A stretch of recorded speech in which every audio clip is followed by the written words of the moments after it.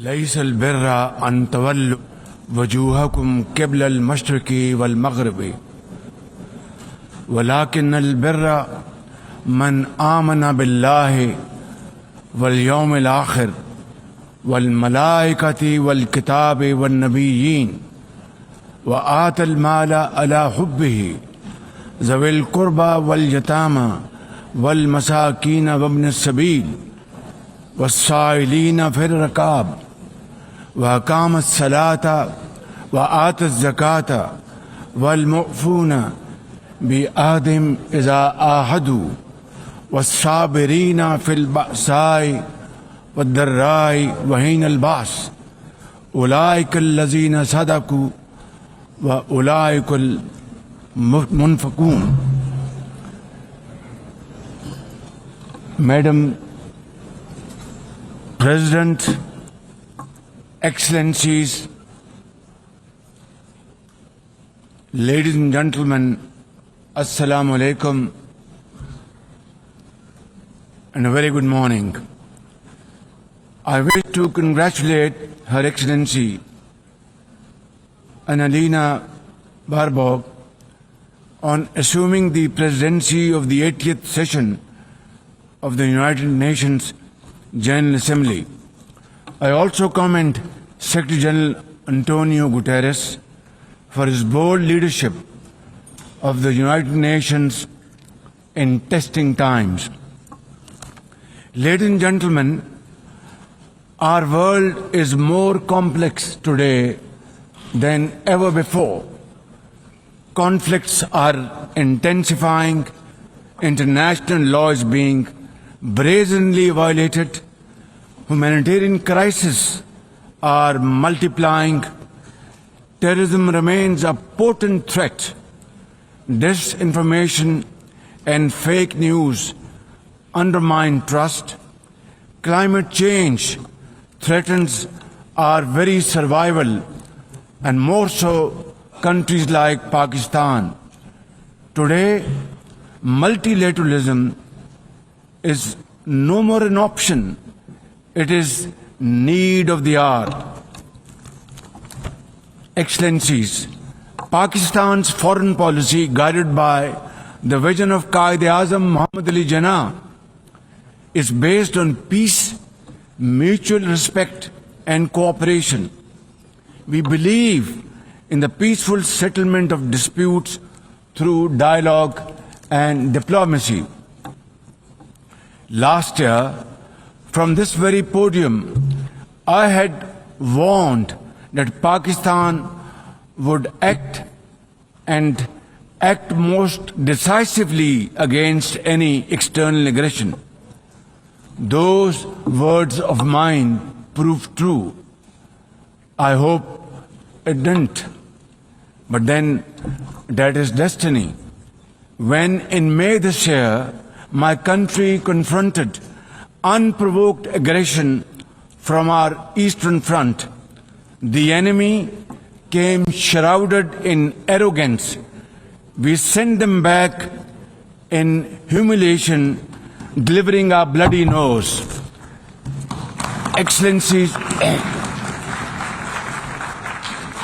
India sought to extract political gains from a human tragedy by spurning my sincere offer of an independent international investigation into the Pahalgam incident. Instead, it attacked our cities and targeted our innocent civilians. When our territorial integrity and national security were violated, our response was in accordance with the right of self-defense under Article 51 of United Nations Charter. Our valiant armed forces, under the stellar leadership of Field Marshal Syed Asim Munir, mounted an operation of stunning professionalism, bravery and acumen, repulsing the enemy's attack under Air Chief Marshal Zahir Babar Sidhu.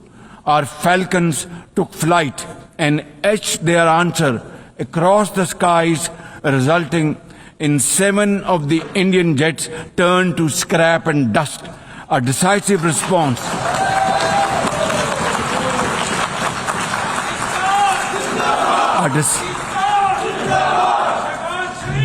A decisive response to the aggressor that will echo through the annals of history.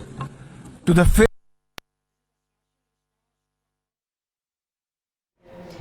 वज़ीर-ए-आज़म शहबाज शरीफ अक़वाम मुत्तहिदा general assembly के 80वें इजलास से खिताब कर रहे हैं। वज़ीर-ए-आज़म शहबाज शरीफ ने कहा कि दहशतगर्दी दुनिया के लिए एक संगीन ख़तरा बन चुकी है। A decisive response to the aggressor that will echo through the annals of history.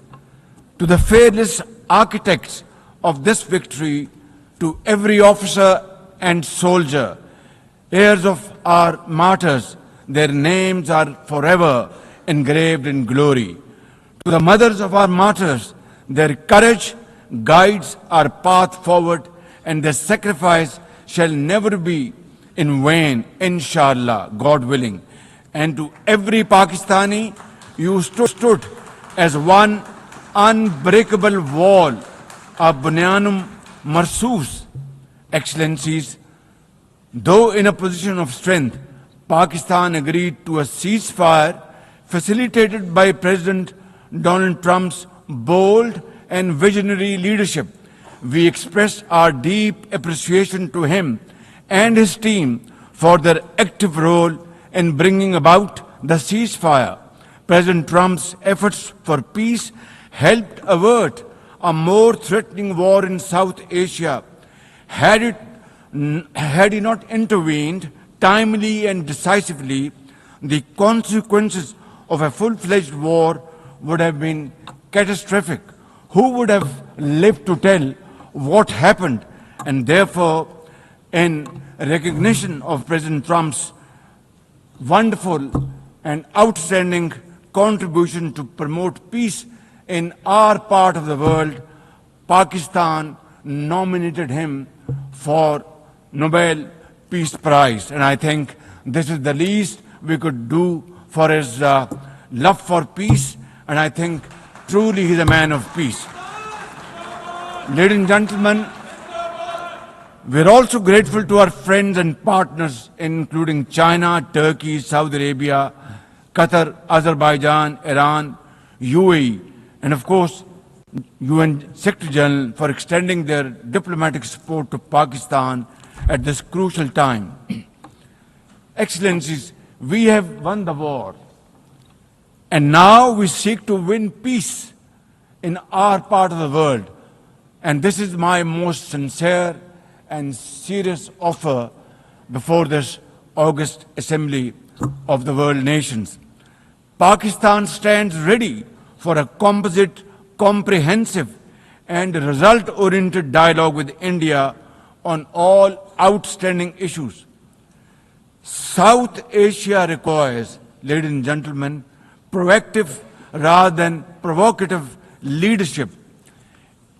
India's unilateral and illegal attempt to hold the Indus Water Treaty in abeyance defies the provisions of the treaty itself as well as the norms of international law. Pakistan has made it abundantly clear, and let there be no doubt once again in anybody's mind, as I said last year in this hall from this podium, we will definitely and ardently defend, inshallah, the inseparable right of our 240 million people on these waters. To us, any violation of this Indus Treaty represents an act of war. Ladies and gentlemen, through this august House, I wish to assure the Kashmiri people that I stand with them. The people of Pakistan stand with them. And one day soon, inshallah, India's tyranny in Kashmir will come to a grinding halt. Kashmir will gain its fundamental right to self-determination through an impartial plebiscite under the auspices of this very organization, United Nations. Excellencies, the plight of the Palestinian people is one of the most heart-wrenching tragedies of our times. This prolonged injustice is a stain on the global conscience and our collective moral failure. For nearly 80 years, the Palestinians have courageously endured Israel's brutal occupation of their homeland in the West Bank. Each passing day brings new brutality, illegal settlers who terrorize and kill with impunity, and nobody can challenge them and question them. And in Gaza, Israel's genocidal onslaught has unleashed unspeakable terror upon women and children in a manner we have not witnessed in annals of history.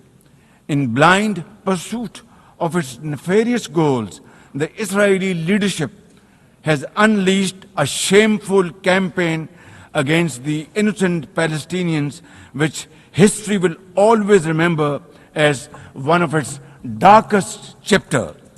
But speak we must, Madam President, we must speak and speak loud and clear.